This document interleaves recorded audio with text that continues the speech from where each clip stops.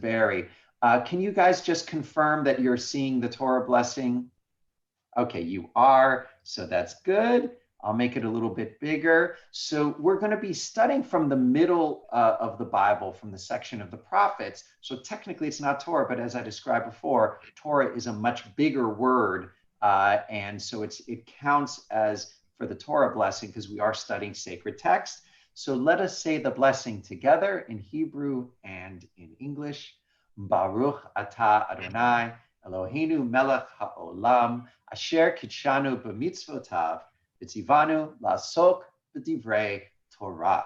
Blessed are you, Lord our God, ruler of the universe, who sanctifies us with the commandments and commands us to engage in words of Torah. And now, friends, let us go to Elisha and Naaman, the leper general. We're going to go to 2 Kings chapter 5. This story takes up all of chapter 5. We're going to read only the first 19 verses of it because it has like an addendum, like an added on end of the story there, but it's just too much. This is plenty for us to deal with in our 20 minutes allotted. So what is 2 Kings? 2 Kings is really the second half of a single book. In Jewish tradition, Kings, 1st and 2nd Kings, is just one book. In the Hebrew Bible, it's just one book. But in Christian Bibles, it's two books. They just took the book and they divided it into two. And in fact, the tradition of it being written on two different scrolls, we know goes back to the time of the Septuagint. And even in early Christianity, they counted it as two books, the 1st and 2nd Kings. But in Jewish tradition, we maintain that it was one book. It's one book. Even as late as the 16th century, Jews continue to refer to just as this one book. So for about 1,600 years of Jews living among Christians, we stayed fast. It's one book. And finally we gave up and like, okay, 1st, 2nd Kings, fine. Just so people know what we're talking about. So it's 2 Kings chapter 5, but you and I really know there's only one book of Kings. They couldn't fit it all in one scroll, so they wrote it on two scrolls. But it's one book. In fact, even the book of Kings isn't its own book. It's really part of Samuel. It's really 1st and 2nd Samuel, 1st and 2nd Kings are really all part of one work. And frankly, they're all part of a much greater work that starts with Deuteronomy and continues through with the book of Joshua and Judges and 1st and 2nd Kings. It's really all part of one big work of one cycle. And in this book, we're going to learn in 1st and 2nd Kings, we're going to learn about King David. We're going to learn about, or the end of King David, we're going to learn about King Solomon. We're going to learn about Elijah and the beginning of the split dynasty and our hero, the prophet Elisha. When was it written? It seems that it was started before the Babylonian exile, but there's definitely components that reference the Babylonian exile or that definitely have it in mind. So it was probably started in the 7th century before the Common Era and completed in the 6th century before the Common Era. So how old is this text? It's 2,600, 2,700 years old.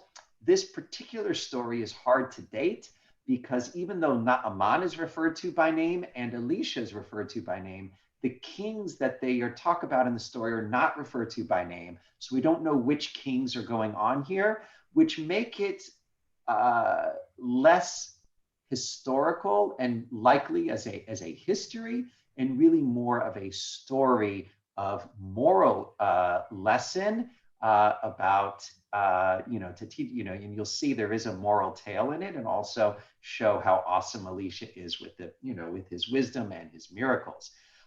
So without any further ado, let us read about Naaman.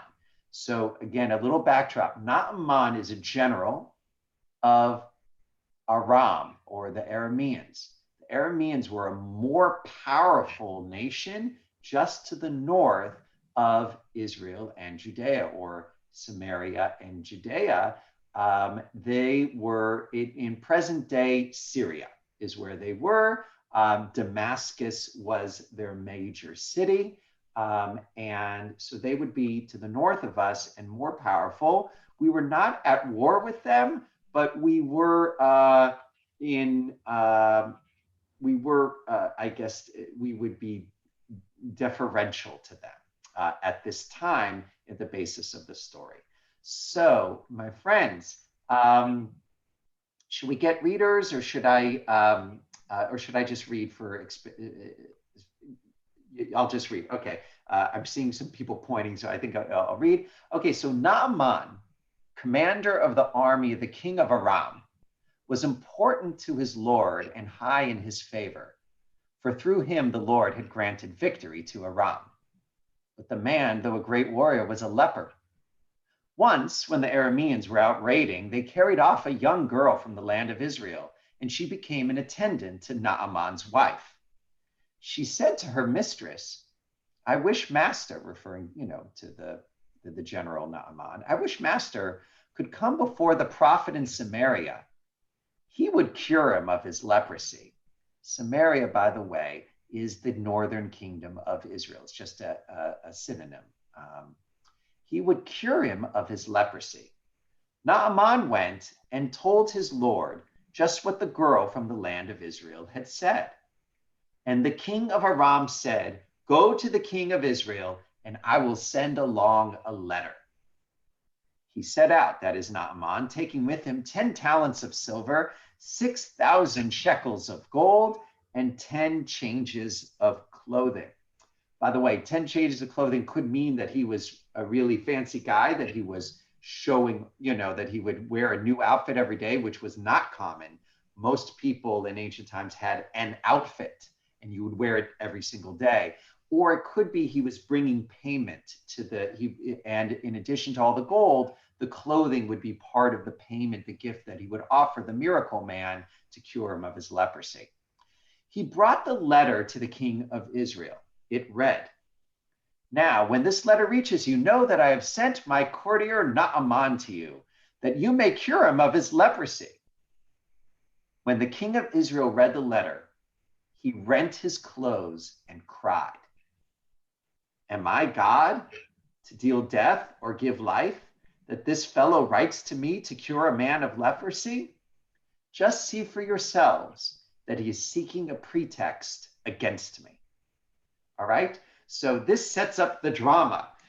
The general with leprosy arrives with a letter from the king saying, I've sent you my beloved general so he can be cured of leprosy. And the king of Israel is terrified. I will open up the floor for a moment to ask you, my friends, if anyone wants to raise their hand, why is the king terrified?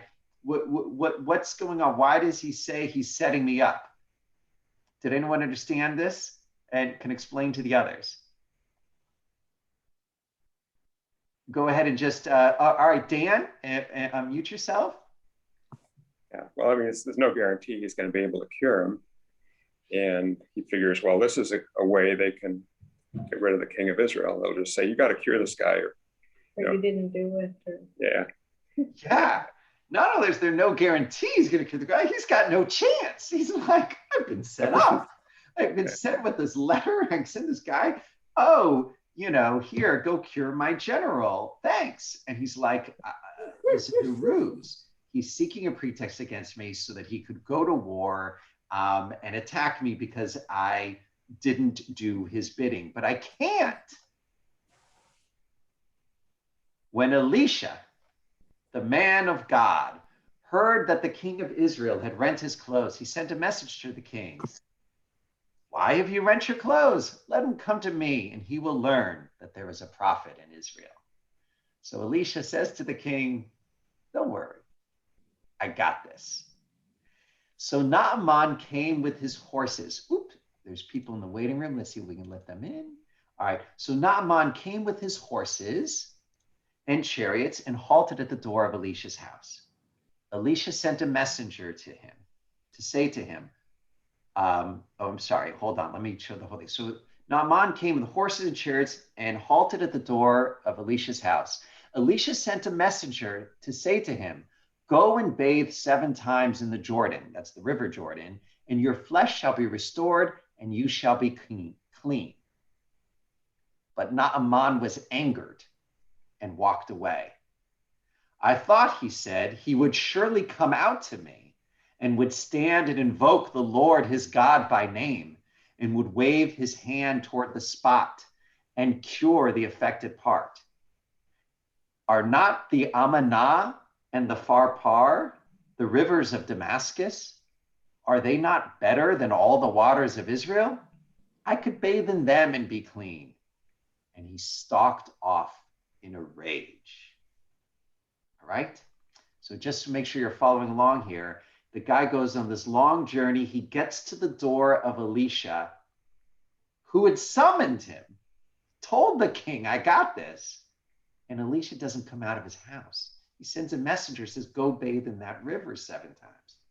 Now, if you've been to the River Jordan, and you know the glorious River Jordan of our Bible and the heritage and the Black Gospels, the River Jordan, and then you get to the River Jordan and you realize, 1 second, I went out of focus. I'm going to see if I can fix that. Well, I'm out of focus. You get to the River Jordan, you realize it ain't much. Mark Twain wrote about his terrible disappointment of seeing the River Jordan on his journey. It's just a stream, and it's like, you know, and that's how Naaman sees it. He's like, this is nothing. There's better rivers in Syria, and he's furious, and he's ready to storm off in a huff. And my friends, that is going to be bad for Samaria, bad for Israel. But his servants, Naaman's servants, came forward and spoke to him. Sir, they said, if the prophet told you to do something difficult, would you not do it? How much more so when he only said to you, bathe and be clean?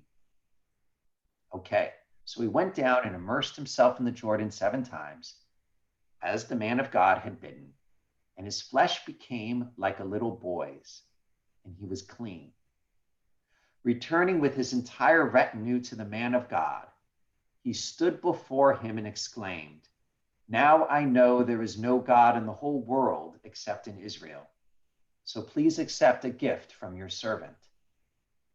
But he replied, that is, Elisha replied, as the Lord lives, whom I serve, I will not accept anything. He, Naaman, pressed him to accept, but he, Elisha, refused. And Naaman said, then at least let your servant be given 2 mule loads of earth.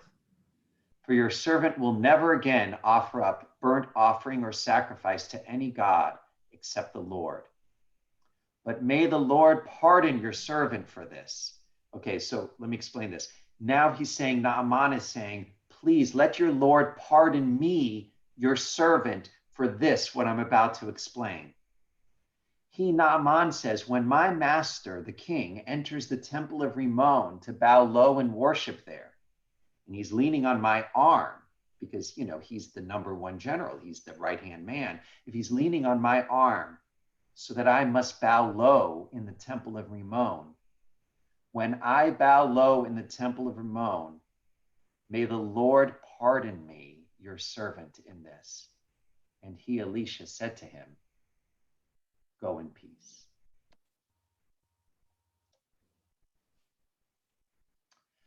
My friends, that is, I'm going to remove the spotlight and go to gallery view, and you're welcome to go to gallery view or stay in speaker view. That's your choice now. That is the story of Naaman, the leper general. And we've only got a few moments now. So open up your commentary. What intrigues you about the story? Why do you like this story? What did you read into the story? And anyone want to guess why do I love this story? Well, it seems like it was one of the first conversions. Yeah, and conversion stories are super excellent vehicles to make your point, because if even the enemy, like Balaam, you know, who's there to curse Israel, if even the enemy sees how great we are, that's how great we are. If even the enemy recognizes that God is the one true God, God's the one true God. So it's a great vehicle. of affirming that our Lord is the Lord, because even the enemy general knows it. Quietly, when he's standing next to his king, bowing low at the temple of Rimmon, he's bowing, saying, "Forgive me, Lord of that tiny little backwater country called Israel. I know you're the one true God." And yes, it is a conversion story as well. You're right. I took a cynical approach, and Ike, you took a more positive approach. It is a conversion story of acceptance, of belief. Dan Amanoff. And it also seems, just like Dickens will use certain names to hint at things, Naaman, you can almost say, is please believe. So when a prophet says something, please believe him. Doesn't matter if you're a king or a general. Believe what the prophets say. Yeah. And Naaman almost didn't. Naaman was ready to storm off in a huff and probably kill a few thousand Israelites with him. I mean, like, he was mad. And frankly, he had reason to be. I will reveal another reason why I love this story. It's so ballsy. Elisha, by the way, Elisha was the the servant of Elijah, and he's the successor of Elijah. And one thing he learned from Elijah is extraordinary arrogance and showmanship in his arrogance. We think of these prophets as pious, servants of God, and some of them were, but some of them were like, were that guy, were really like, and that woman too, because Deborah was also, it's hard to say ballsy with Deborah, but you understand what I'm saying. She also had that sort of bravado and understanding that she was really all that. That's what Elisha does here. You know how, like in movies, that cliche where they set off an explosion and the hero's like walking away and the explosion happens behind the hero and they don't even turn around and look? That's what Elisha did. Like, not only did he not come outside and greet him, he said and did his miracle and he wasn't even there. He stayed in his house. He just said, go bathe in there. The miracle happened. He didn't even leave his house. Man, that's like, dang. He really he just showing off. And it's impressive. It's like, not only can he do miracles, he stays on his sofa and does miracles. Like, he didn't even go outside. He's awesome. And if you're a reader in ancient Israel, like, whoa, Elisha, wow, that's my guy. Toby Halpern, your hand's up. Your turn. Please unmute. Maybe I need Steve Hiller to help me with this as well as you, Rabbi. Isn't leprosy contagious? So in this case, there's different kinds of leprosy, and we probably shouldn't call it leprosy because leprosy is a specific medical diagnosis today. But in ancient Israel, the word is probably referred to as a skin affliction, and there were different kinds. Some skin afflictions we learned from Leviticus render you outside the camp because they're super contagious, and some of them let you you're fine. And he clearly had one that allowed him to do his job because he was leprous throughout, even though he served as a general. So he had an okay kind of skin affliction. Because if you were a leper, would you go before a king?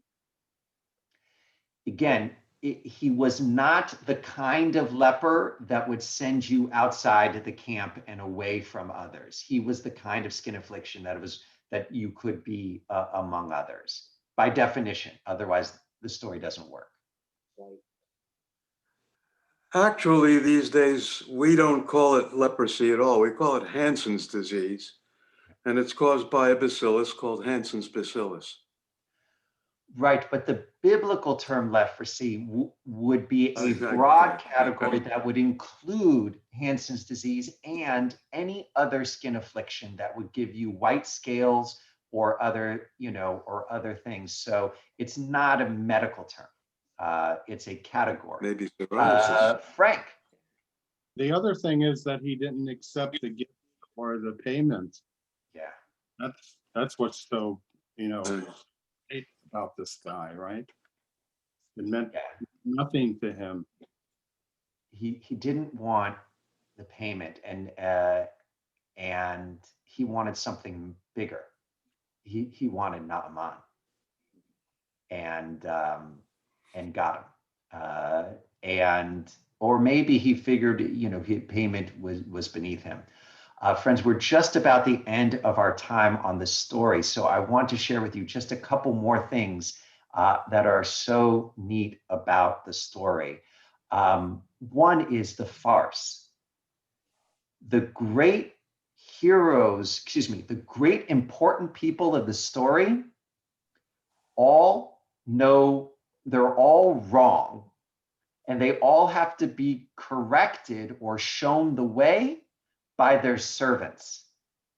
It happens over and over again in the story. It's like right out of Shakespeare. It's right out of, I don't know, like Remains of the Day, like where you have these sort of bumbling lords, but it's really the servants who know how to handle, and take care of everything. Think about it. Naaman was ready to leave, and his servant said, no, stay. The Naaman thought he was going to be stuck with leprosy, but it was that captive girl who knew that Elisha could fix leprosy. And so she told the wife, and the wife told the husband. Everyone of lower status is telling the people up, and the king of Israel didn't know what that girl knew. That girl knew that Elisha fixes leprosy. The king of Israel didn't even know it. And he's like, we're all going to die. But even the little girl knew. And so you have like this socio-economic class struggle where the heroes are all the servants and the oblivious idiots are the kings and the generals. And finally, one last thing. Two things. What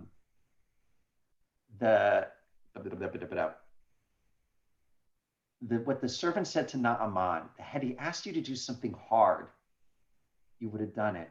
So do something easy, right? Think about how foolish we can be when sometimes this simple, easy answer is right in front of us. We go through great lengths, to take statins and get our things checked or whatever. If we just ate more vegetables, and less red meat, but we want to do something much more dramatic, instead of the really simple thing. That's in the story and so well. And finally, Naaman himself. I loved the end. I love the honor, the wisdom. Naaman means a faithful one. And he's going to be faithful to the God of Israel. And he knows, even though he has to act out and bow to a foreign god, he's like, forgive me, but know that I'm true. And he just sets off on his way. And it's like, wow. And for the rest of his life, he's going to live this way, this quiet, secret honor and dignity. And no one will know except him and Elisha. And it's awesome. Friends, that's segment one. I went over a little bit, and I want to say I am sorry. We're going to resume in 1 minute with Rabbi Shefrin. If you need to run and fill up your coffee or get your whatnot. Let's let a few more people into the room who just arrived. If you're getting coffee, I'd take mine with cream and sugar, please. That was fun, Rabbi. Thanks. Yeah, thank you.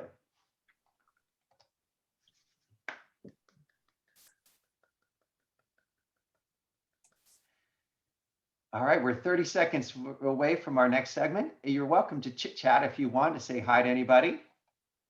I want to say Chag Sameach to Rabbi Everett Gendler. Everett, it's so nice to have you here. Chag Sameach. Oh, look at Ellen Ingalls. She brought Moses and the tablets. Hold on, you got to see this, everybody. Yes. Do you stick that into cheesecake?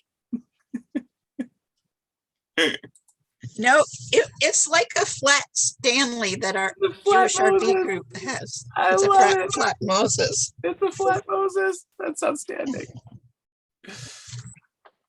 All right. Is our minute up? Is it time? Let's begin. Friends, I'm very, very, very excited to share with you some fun stuff tonight. It has nothing to do with Charlton Heston, but that felt appropriate for Shavuot upon receiving the Torah. Friends, what I really want us to just do is, as you may know, sometimes when I teach a text, it's really so that I can tell you one of my favorite bad jokes. Right? The text is really just an excuse to tell the joke. So I'm going to tell a joke that I'm sure you've heard. And if you haven't, you can just pretend because you'll hear it again at some point. But I want us to look at the joke in a different way tonight than we may have ever looked at before, to look at some texts that I love. And I couldn't even just hold it in with just one. I had to do two. So there's two texts associated with this joke. So the joke, because jokes are always funny when you have to explain them, right? So we're going to hear the joke and then explain it. And then we're going to talk about the texts, which is always makes things entertaining. So this Chag, I want to share with you a classic. A rabbi starts at a new congregation and he's there leading Friday night services. And they get to the part in the service where the Shema happens. And half the congregation is standing up and half the congregation is sitting. And halfway through the Shema, all the ones that are standing start looking at the ones that are sitting and they start yelling at them, get up, get up. People have been dying with the word Shema on their lips for 1,000 years. You need to stand up. And everyone that's sitting says, no. You need to sit down. The Shulchan Aruch says that if you're already sitting, you stay sitting. And they argue like this. And the rabbi's shocked. The next Shabbat comes around and the same thing happens. A third Shabbat, and once again it happens, and he's going nuts. He doesn't know how to deal with his congregation all yelling at each other, whether you stand for the Shema, you sit for the Shema. And he hears through the rumor mill that there's this one guy who lives like a block and a half from the shul. He's 104 years old. He's one of the founding members of the temple, and he goes to pay him a visit. And he sits in front of him and he says, Art, you're 104 years old. You were there when the shul started. I need to know what the tradition is. I said, is it the people that are standing, the ones yelling at the ones sitting? Are they the ones? He says, that's not the tradition. The one that's sitting, they're yelling at the ones that are standing up. Is that the tradition? That's not the tradition. So what's the tradition? He says, that they're yelling at each other and arguing and no one gets along and it's ridiculous, right? Like I said, you've heard the joke. We often tell that joke about arguing. It's often about how we just do what we do and it's ingrained in us and it is how it is. And then we argue about it because we're Jews, right? This is the classic 2 Jews, 3 opinions. But I want to look at it from a completely different perspective tonight. Tonight, I want to look at it from, wait a minute, do we actually sit or stand during the Shema? The answer is yes. Right? And for many of you, I'm sure that you come from congregations where you used to sit during the Shema, and then you came to Temple Emanu-El and you stand during the Shema. And then there's those of you who came to our congregation and was like, oh, thank God they stand during the Shema, right? So I have a feeling that a part of the reason this joke is so famous and has been told so many thousands of times throughout our people is because of a text that is found in the Talmud.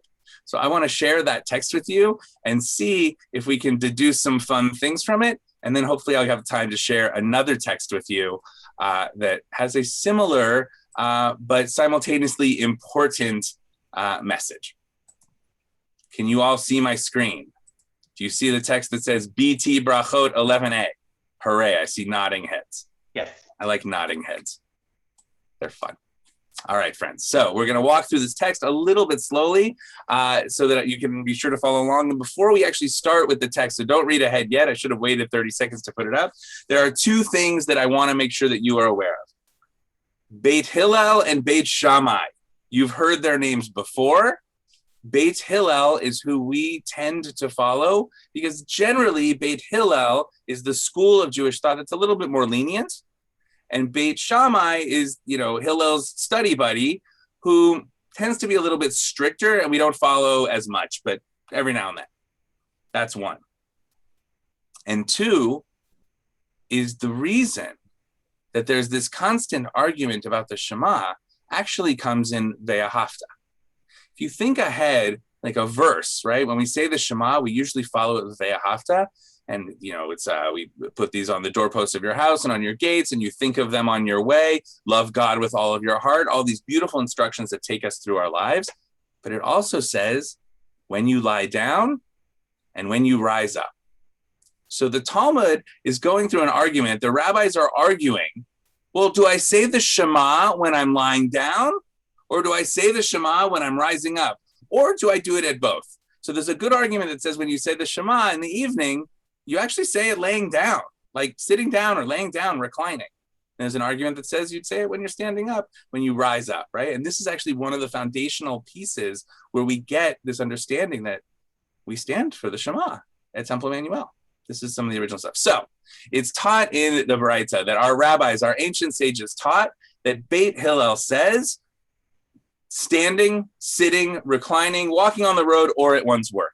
That the rabbis, they remind us that Beit Hillel taught that you can say the Shema anywhere, at any time, in any position, anytime, right? You could be driving in your car, you could be on the horseback, you could be laying in bed, you can be anywhere in any position, right? Standing, sitting, reclining, walking, or at one's work. Even at your job, when you're working and you're having a long day, say the Shema. It's all good, right? You can stop to do your evening prayers. You can stop to do your morning prayers. You can say the Shema. And then I added in the parentheses, just for clarity, as opposed to Beit Shammai, who holds by that line in Ve'ahavta, that you should only recite the Shema, the watchword of our faith, while reclining. You should be sitting. In fact, you should be like really comfortable, right? When you lie down and when you rise up. So Beit Shammai says you do it when you're lying down. We're following? Great. A typical Talmudic argument, right? Which way do we do things? And of course, we're going to have multiple opinions. So then the Talmud tells a story about once Rabbi Ishmael and Rabbi Eleazar ben Azariah were resting at the same place. They were, sorry, one second. Let me resume this in the right way. I'm just trying to change my screen. I'm looking at all the wrong stuff. This is better. This is so much better. Now I can see the text. I see less Stephen Hiller and more text. Hi, Steve. So Rabbi Ishmael and Rabbi Eleazar ben Azariah were resting at the same place. Like we can imagine that they, with some of their students, were like on a road trip. They pull over for the night. They're like at the diner at, near the hotel. And like there's 20 students and 2 teachers crammed into a couple hotel rooms. And they're there for the evening. And it comes time. They're finishing their evening meal, let's say, and it comes time for the evening prayers. So what happens? Well, Rabbi Ishmael is like, you can imagine sitting on a couch, kind of leaning back, sort of as if he's laying down. I just finished a nice meal. And Rabbi Eleazar ben Azariah is standing upright because it's time for the evening prayers. So we see our 2 heroes in the story who are known buddies. They are rabbis who love to argue with each other. The Talmud tells us that Rabbi Eleazar ben Azariah is Rabbi Ishmael's greatest provoker. Like he's constantly pushing him. That they have this great study relationship. And, but obviously they're friends. They travel together with their students, so they get along well. So where it's in the 1st century, I don't know how nice the Holiday Inn was and how nice the Howard Johnson meal place was, but they had their meal. So we're going to move on to the text. So the time comes for reciting the Shema, and Rabbi Eleazar ben Azariah, who was the one standing, he reclines. And then Rabbi Ishmael, he stands upright. So the 2 of them, they're doing the opposite of what the other one was doing and the opposite of what they were just doing. And Rabbi Eleazar ben Azariah, who was the one who was standing and then laid down, says to Rabbi Ishmael, my brother Ishmael, my holy brother, my study partner, I'm going to tell you a story about what I just witnessed. Let me tell you a parable. And he asks this question. What is this like? What is our conduct like? What did we just do? And he says to him, it's like a man that someone says to them, to whom people say, you have a fine beard, right? We know what a nice beard looks like, groomed and trimmed and perfectly sculpted with maybe some nice oil in it. Like imagine like a good beard. And the man replies with the nice beard, you think my beard's so nice? Let this go to meet the destroyers, meaning you like my beard so much, I'm cutting it off and I'm getting rid of it. Whoever wants to destroy my beard can destroy it, right? Like you can't take a compliment. You can't do what's good. You can't do what's right and nice. It's quite a parable, no? This is what our conduct is like. When we see the other one doing the other thing, we do the other, we flip it and reverse it. It's not good.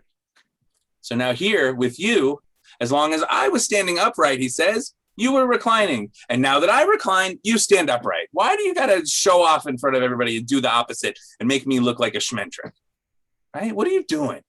We're two teachers. We're two rabbis. Here we are with our students. It's time for evening prayers. And you're making it, you're shouting at me in the middle of Shabbat services, right? And then you're shouting at me in the middle of Shabbat services. It's like the same image that we get from the terrible joke.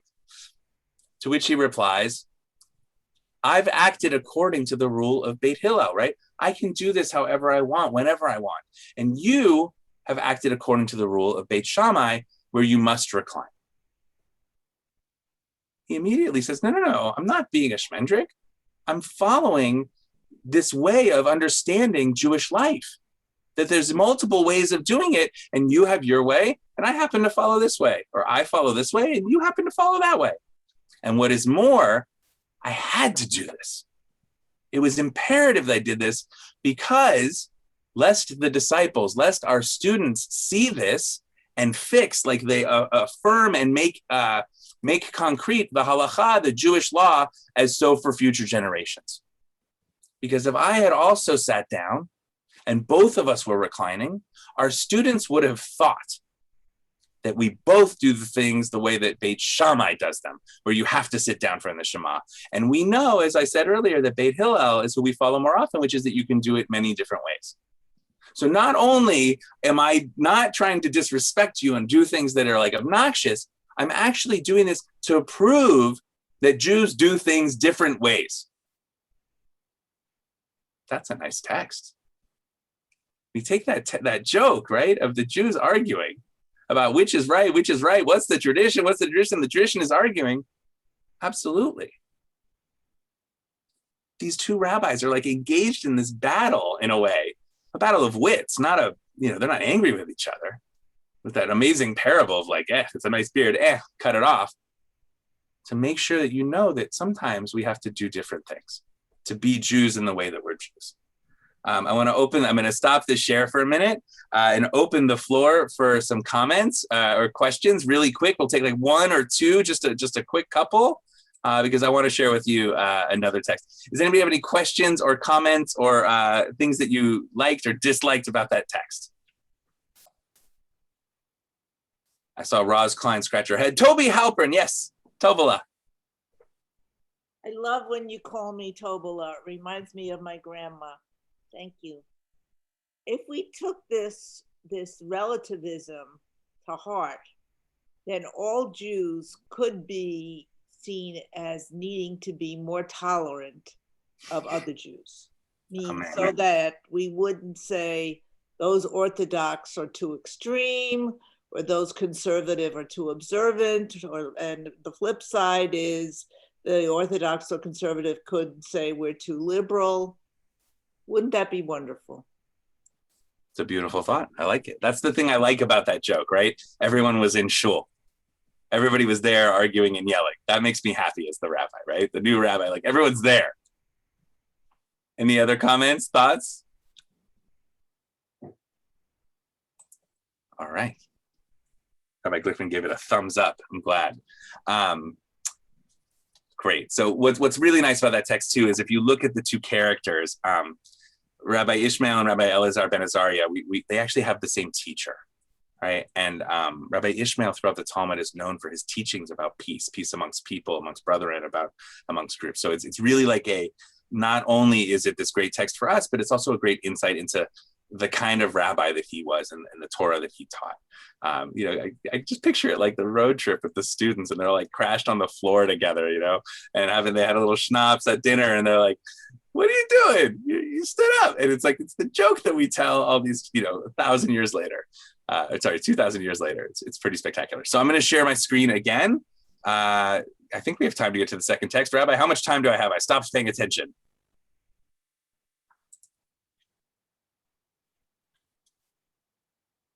He's doing math.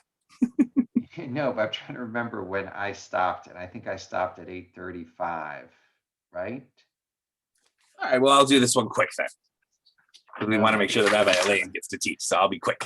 All right, so friends, 19 pages later in Babylonian Talmud in Brachot, we come upon this. A similar question, a similar argument. How is one to say it? The Talmud asks. What is it that they're asking? How do you say? Tefillat Haderech, the traveling prayer, which may we be blessed as we go on our way. Right? That is a modern version of an ancient prayer that one would say as they head out on a journey. So the Talmud is having this argument, not about the Shema, do you stand up or sit down, but how do you say it? Do you say it standing? Or do you say it on the road? Like, what do you do with this prayer? Tefillat Haderech, the prayer for traveling. So Rav Chisda, one of the rabbis, Rav Chisda, he says you say it standing still. That before you head on a journey, you should stop, stand in your tracks, put your feet together, get centered, and say the prayer asking God to protect you on your way.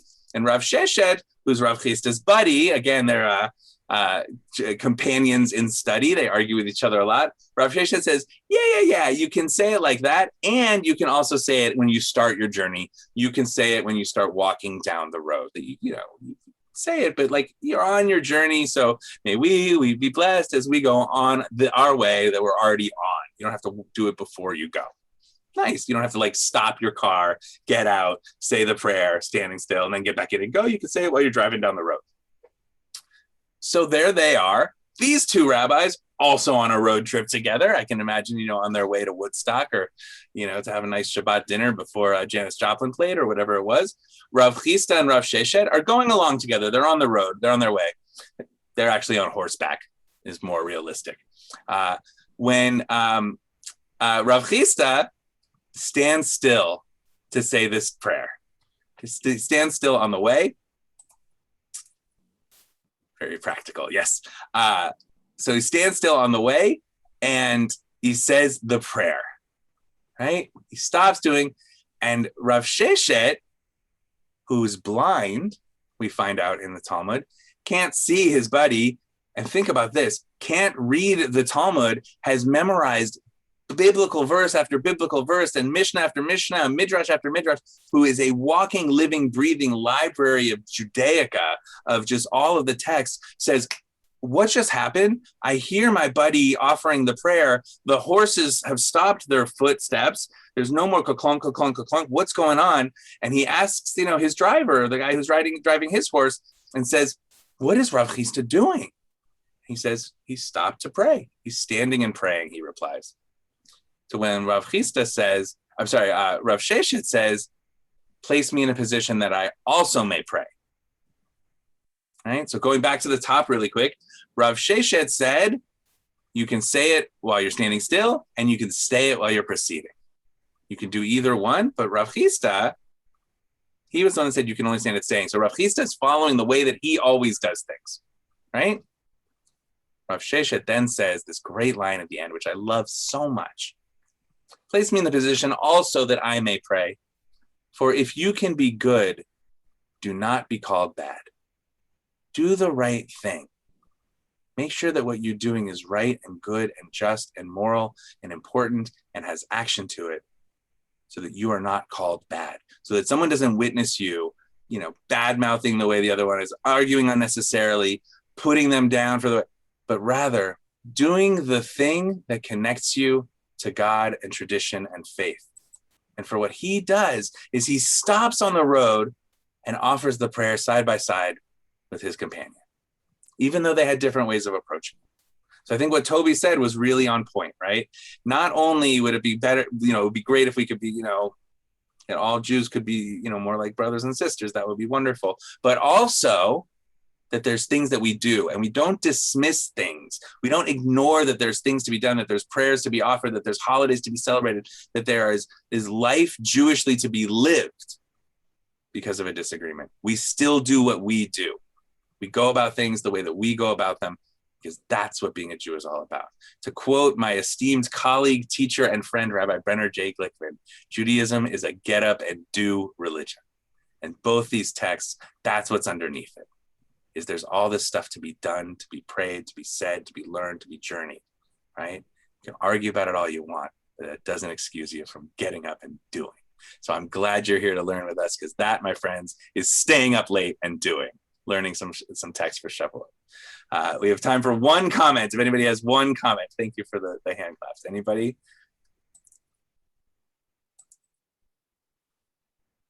Adrian, is that a hand clap or a hand raised? That's a clap, I guess. Dan, I saw that you unmuted. Did you want to share something? Just Buddhism, I think, and instead of two different ways, is an eightfold path to nirvana, right? There's many different ways, but the end result is what you try to all achieve together. Right, absolutely. And if you dig deeper in the Talmud, even in these passages, there's other ways of when and how to say the Shema and other ways of traveler's prayer. Like there's a whole bunch, right? So can you say it on a boat? Can you say it on a horse? Standing on a horse is all this great stuff. But you know, the 2 and 2 works really nice with the 2 stories in combination and in tandem.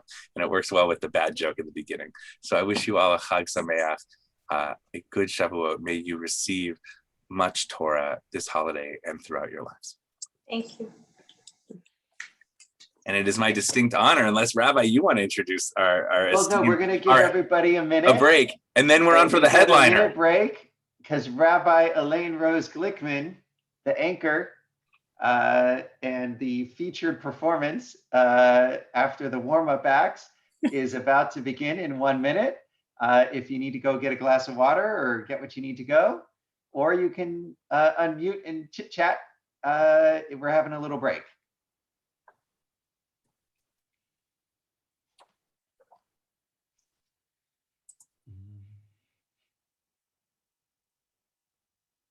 And if you're sitting down, stay seated. And if you're standing up, stay standing. Well played. And you're sitting and dancing. Yeah. Spilkies. Rabbi, you weren't in LA yet, or you were already gone, I mean. Sorry, not yet. When I got this cup, I believe. 1984 Los Angeles Olympics Cup. Ooh. Bought a Coke at some event and kept the plastic cup and still have it many years later. When they say reduce, reuse, and recycle, I've definitely reused this one. Wow.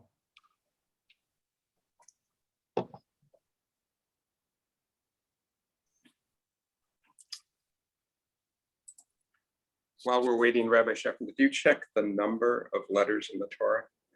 I have not.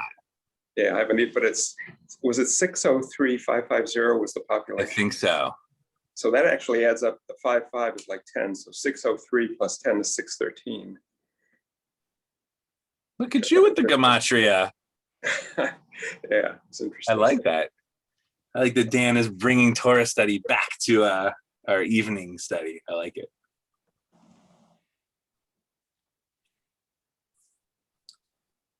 Is Rabbi Elaine ready? Should we begin? Oh, no, wait, we got to get her, we got to make her a co-host. Oh, goodness. Please, I'm on it. Here you go. Thanks. Hi, can everybody hear me? Does that work? You sound phenomenal. Thank you. It said that you disabled screen sharing though, and I'm going to need to share my screen at some point. But oh, I got you. Thank you. All set up? You are. Excellent. Thank you. Good. Hi, everyone. Chag Sameach. I'm so happy to be with you. And I know it's after 9, so thank you for sticking around. These are hard rabbis to follow, but I'm happy to get to be with all of you and to get to study. My text that is my favorite text is really short, but I think it's really beautiful, and I hope you will also. I learned it from my teacher, Rabbi Judith Abrams, who was one of the foremost rabbis, not just foremost women, but really one of the foremost rabbis to sort of popularize the study of Talmud. And I learned this text from her, and I love it, and I hope you will as well. So I'm going to see if I can figure out. Can you guys see it? Did I share it properly? Not yet. Not yet. All right. Let's see what I can do here. Share screen. Oh, I think I'm doing it. How did that go? Yep. Yay. Okay, wait. good. There it is. Rabbi Yochanan. Thank you. I've learned so much. My daughter's like, shouldn't you know more about Zoom by now? And indeed, I should. But here we go. This is a passage from the very first page of the Talmudic tractate Ta'anit, which means fasts. And here it is.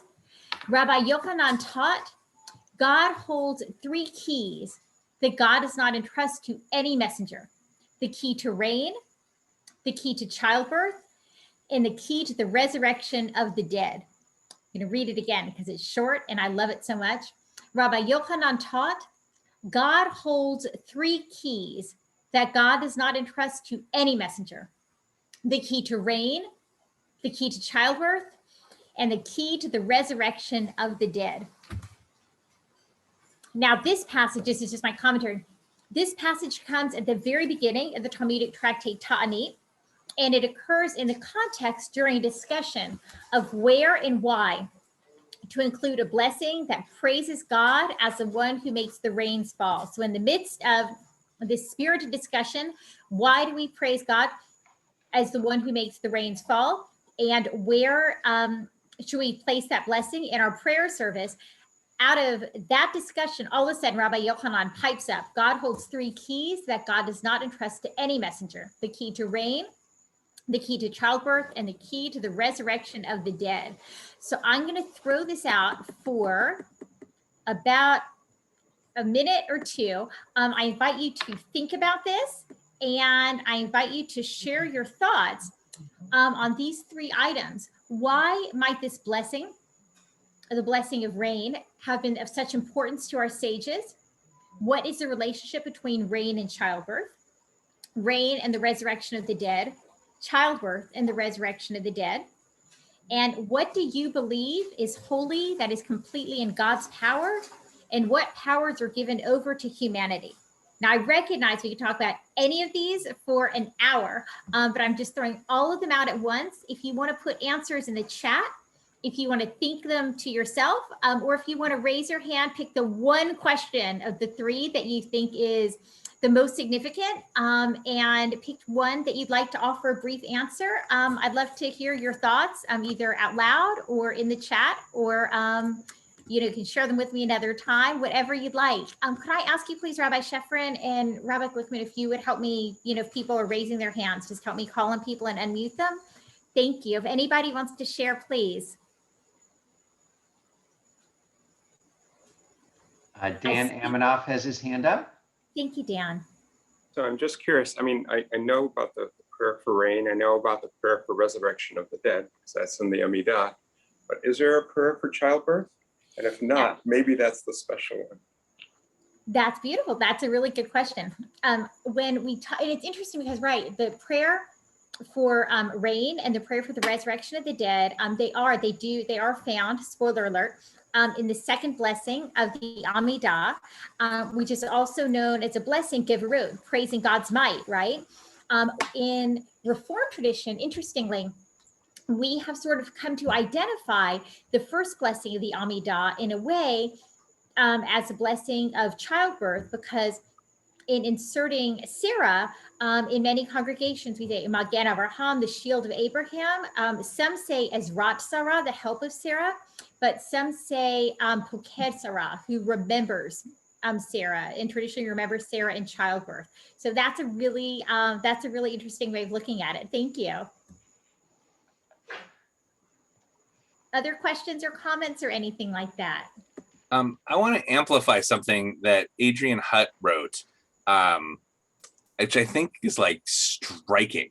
When we think about like sort of the commonalities between the 3, she said rain and childbirth promote the continuation of humanity, is what she wrote in the chat. And if we think about resurrection of the dead, it does as well, right? That like there's more life that is, given and birthed and grows, that are all connected. I just wanted to amplify her statement. I thought that was so profound.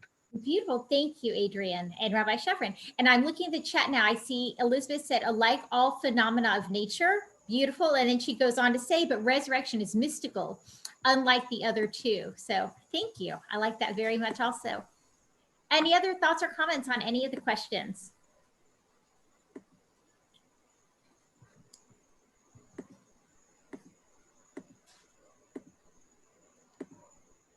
In that case, we shall continue.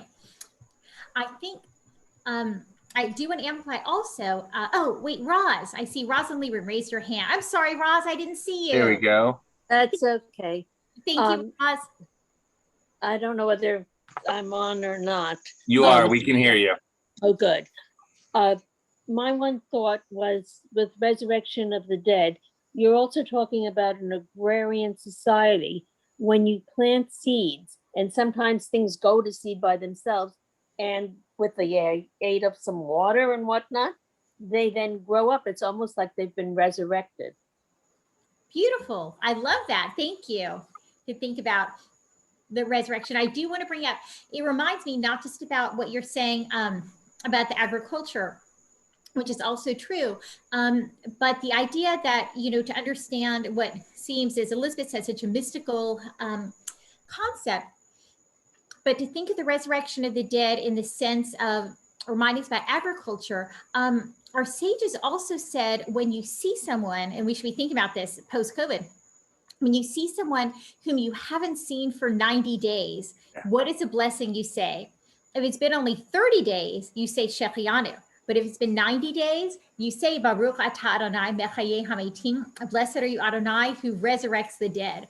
So what we think of as a mystical, concept, and what in many ways in the Talmud, our sages did as well. There is a way, sort of, as Ra says, it just reminds me, our sages said too, sort of to bring that concept more into our everyday life, whether it's an agricultural life or whether it's just sort of the rhythms of our lives and our society. I see. Frank has his hand up. Oh, great. Thank you. Oh, I was just wondering in this context what we understood the word be to mean. I'm sorry, I heard what we understand the word, and then I didn't hear the word though that you said. Key. What do we understand to mean the key to childhood? It means pretty literally key. I'll go down where I included the Hebrew, or I guess you could say the Aramaic, here in Ta'anit. Sorry, don't read the English because it goes ahead. But here, it's maftechot, shalosha maftechot, which means pretty literally key. Maftech, it's the same word that we use in modern Hebrew also. But we're going to get to a really important point about that word. So if we don't have any comments, actually, I might use, Frank, your question is sort of the transition into the next part of our learning. Any other last comments or anything before we move on? Dan or Cindy, I think I see movement on your screen. So, I mean, that word really means opening. So rain, you open the skies, you open the woman's womb. What happens with resurrection? What are you opening? I'm so glad you asked, because we are going to get to that in just a moment too.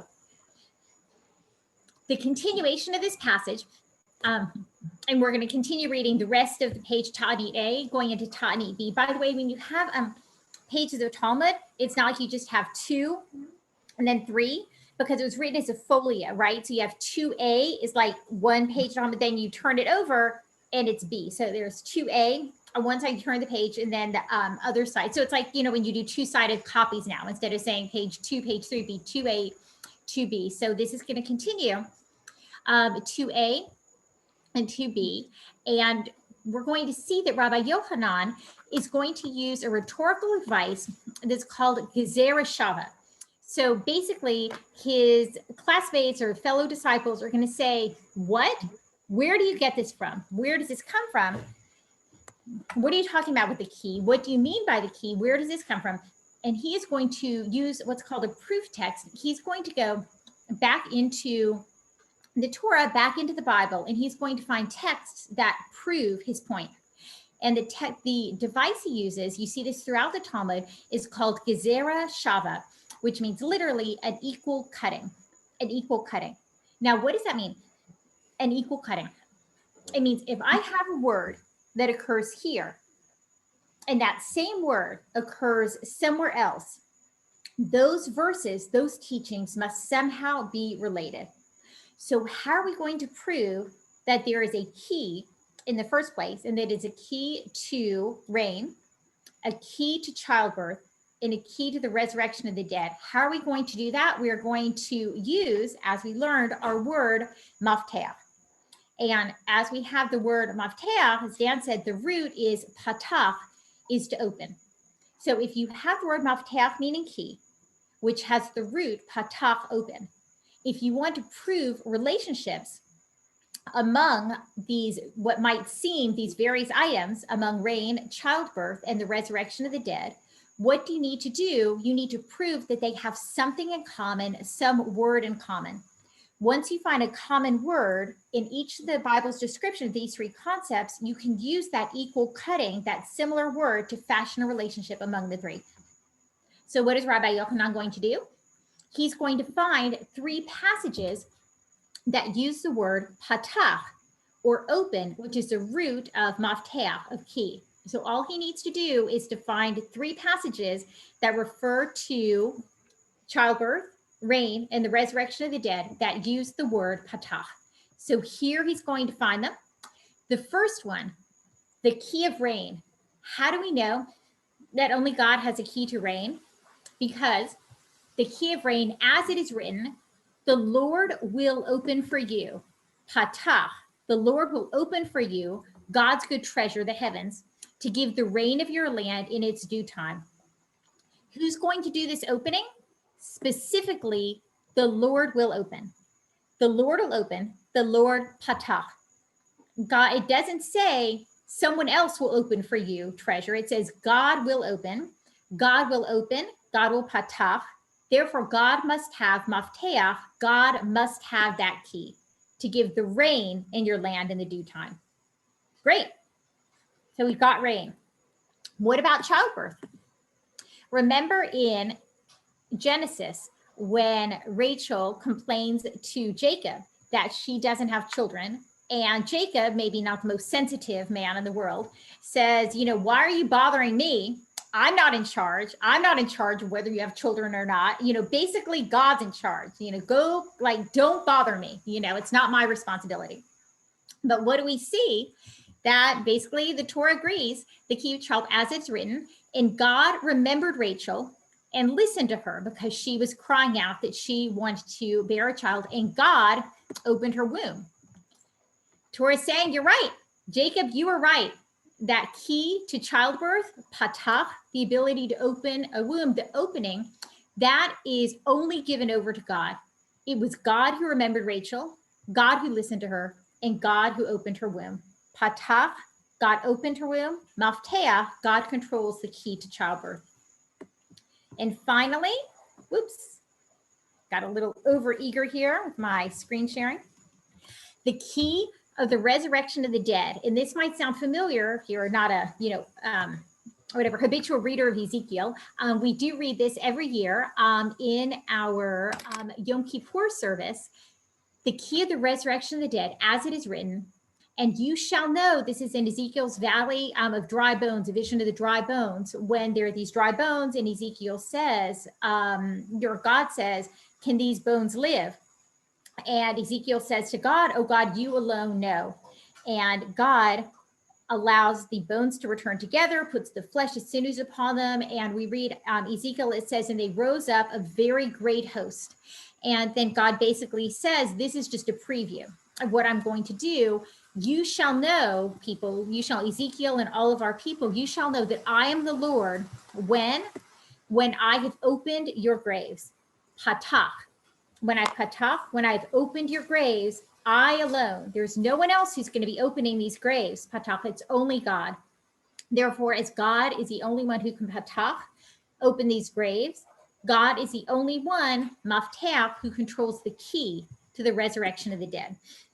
So that's how we see the use of gezerah shava, this equal cutting, that we have one word, mafteach, key with the root patach, open, in three different passages in the Bible have this word opening. Therefore, we're able to link together the key to rain belongs only to God, the key to childbirth belongs only to God, and the key of the resurrection of the dead belongs only to God.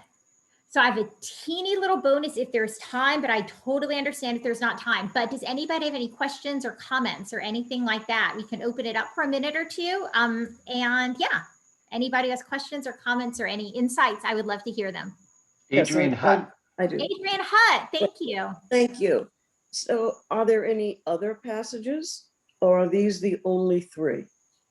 I don't understand. The only passages that have to do with rain and childbirth and the resurrection of the dead? That have to do with opening. Oh, no, there are other ones too. No, I mean, we see the word open occur, you know, other places in the Bible, but it's just not being used right now. You know, that those are not the ones that are, those aren't the ones in which Rabbi Yochanan has interest. But that's true with all of the equal cutting. That's true with every time there's a Gezerah Shava. Like if you know, because you want to pick just the right ones, right? You want to kind of, you know, cherry pick. You want to pick and choose. So God can hold the key to other things other than rain and childbirth. I'm so excited. Okay, yes. And if no one has any additional comments, Adrian, it's like you're a shill because that leads exactly to the next part. So I'm going to, everybody remember Adrian's brilliant transition there. I mean, don't be intimidated. If there are other comments, I want to hear them too. But Adrian, yes, that is going to take us into that little part that I wanted to add. But any other comments? I would love to hear them. Dan Amanoff, you've got the floor. Dan Amanoff. You open the sky and you get rain, that's good for man. You open the womb and you get a baby, that's good for Jacob. You open the graves and the gray mass comes out and you know the Lord is God. But does it do anything for the dead? Of course, you get to live again. My gosh, I can't wait to get resurrected. And for Ezekiel, he gets an army. Oh, is that it? The zombie army? Well, no, I mean, it's like, it's the vision there, but no, I mean, I think, you know, it's not accidental, right? That the blessing for the resurrection of the dead occurs in the context of God's power, you know, the blessing that praises God's power. So yeah, I mean, the idea like life is so precious and so beautiful that of course you want to be resurrected. And of course, traditionally the resurrection of the dead takes place in the Messianic time. And I mean, you don't want to miss Messianic time. Like that's going to be amazing. But in the meantime, the belief in the resurrection of the dead, I think it is to kind of give hope for us as human beings, but it's also an affirmation of God's power. Like if God can resurrect the dead, I mean, God can do anything. There is no limit to God's Gevurot, you know, to God's strength, to God's power.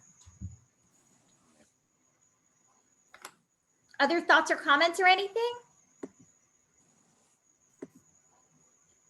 All right, then Adrian, I'm so glad you said that. Is there anything else that can open? Yes, in fact, because Tani, that we just read, that is from the Babylonian Talmud.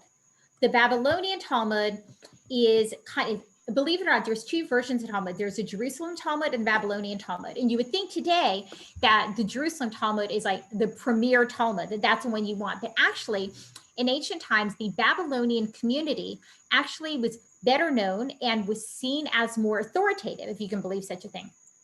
So the passage we just read comes from the Babylonian Talmud. But in the Babylonian Talmud, they don't only record the beliefs and the teachings of rabbis in Babylonia, they also, you know, they give some credit to the rabbis in what they call the West. Now, it's jarring for us to say the West is Israel because for us it's East. But remember, if you're living in Babylonia, Israel is actually to the west of you. So the passage continues, in the West, in Eretz Yisrael, they say, the key of livelihood is also in God's hand.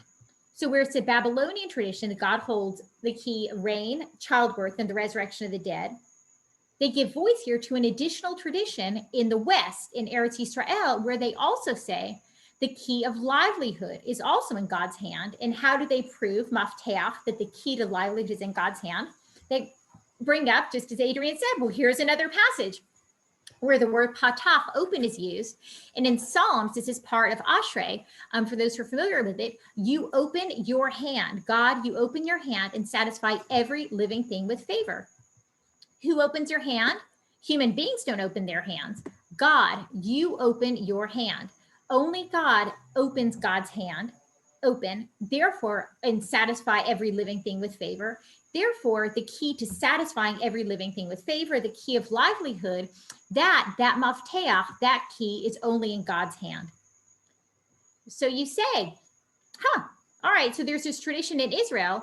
So someone turns probably and says, like, you know, gives Rabbi Yochanan a little poke. It's like, you know, you think you're this great Babylonian rabbi. In Israel, in the West, they also say the key of livelihood is in God's hand. Why did you only come up with 3? But Rabbi Yochanan is not to be deterred. What is the reason Rabbi Yochanan did not consider the key of livelihood in his list? Rabbi Yochanan could have said to you, if it was worth your time, he would have said, rain is the same as livelihood in this regard. Rain is indispensable to all livelihoods. Basically, Rabbi Yochanan would have said, oh, there's no reason for this text. You don't need to say the key of livelihood is in God's hand because it's so obvious. If God controls the rain, God controls the livelihood. I just didn't want to bother. I didn't want to take up your time. But that is what we have there. And it just shows also the difference. Here's, oh, I didn't bring it here, but just the fact that what we think of as the Talmud, what we think of as this tradition that is static and rooted and exactly as we've had it for thousands of years, it's not actually true. What we have is a dynamic and a living tradition that even in the authoritative Talmud, it brings in the opinions and the ideas of rabbis who lived in other periods, rabbis who lived in other times. And it's interesting, there is a very similar passage to this, what we see in the Talmud, that comes in a Midrashic collection called Devarim Rabbah, a commentary on Deuteronomy. And in the commentary on Deuteronomy, it says almost the same thing, except it says, God holds three keys that God does not entrust to any messenger: the key to rain, the key to barrenness, the key to resolving someone who is infertile, the key to infertility, changing it to fertility, and the key to the resurrection of the dead. Now, does that change the passage's meaning that much? Really not. But it's interesting to see that such a similar tradition had some variances as it was carried forward by our people. So that's what we have. God holds three keys that God does not entrust to any messenger: the key to rain, the key to childbirth, and the key to the resurrection of the dead. I love that passage. I hope you liked it too. And that is all I've got. Chag Sameach, my friends. Hooray! Oh, Hooray! great comments in the text. Thank you very much. All three, as Denise says, are about giving life, which people cannot do. Absolutely. Elizabeth asks, is it just the soul that is resurrected? I could talk about that for hours and hours and hours, so I won't. But anybody who wants to talk about resurrection of the dead, love talking about the resurrection of the dead another time. And Lita, thank you. Yes, this imagery is so powerful that keys open these sacred doors, to open heaven, to open the womb, and to open the graves. So thank you all for the comments in the chat, and thank you all for studying with me tonight. You. Chag Sameach. Chag Sameach. Chag Sameach. Chag Sameach, everybody. Thank you. Friends, before we say goodnight, two quick announcements on behalf of the temple and a moment of thanks. First is, if you haven't already filled out your survey that we sent out on Thursday, please find the email from Thursday from the temple. It has a 4-question survey about your COVID practices that we would like your input on. It literally takes 1 minute. Please offer 1 minute of your wisdom for us to glean from. We want to make sure to do things as right as we can for our community, and this is a helpful way to do so. Second thing is, tomorrow morning at 10:30, please join Rabbi Glickman and myself for our festival morning service for Shavuot, which will also include Yisker. Dan Cartledge will be with us. It's always meaningful and special. It'll be on live stream at 10:30 tomorrow morning. And I also just want to say thank you to you for coming and learning with us and fulfilling the mitzvah of studying Torah, and especially on this holiday of Shavuot. And thank you to Rabbi Brenner Glickman and Rabbi Elaine Rose Glickman for their beautiful teachings in Torah. I know I learned a lot and enjoyed it, and I'm sure we all did. And Barney for your Torah too. Barney, your Torah is delicious. Hi, Barney. Hi, Barney. Oh, Bonnie was quiet. you didn't have to give him a spotlight. He's just too cute. So friends, this will formally, unless either of the other rabbis have anything they want to add. After party. For the after party. There may be cheesecake. Ooh. What did we come up? Thanks, everyone. So this will formally conclude our session. So if you're going to bed like a sensible person, great. And if you're staying up late to learn, hooray. Hey, Barbara. You're muted, though. It looked like you were saying something. I asked a question. To get this switched. Everett Gendler, I'm glad you found your way here. I was trying to send you the link by email. Hey, Barbara, you're on now. I just want to say thank you. This was wonderful. Thank you, Rabbi. See you Our tomorrow pleasure. night. Okay. Yay. Thanks, Rabbi. Thank you, Rabbi. Okay. Hey, Roz. Hi. I was talking to a colleague and mentioned that we have a board meeting tomorrow night. They were like, "You don't hold by 2 days?" Thank you for that wonderful, putting together that wonderful program this afternoon. It was very meaningful. Oh, Thank you. We're so glad everybody liked it. Thank you. thank We you were for glad to being with do it. us, Roberta and Frank. Amen.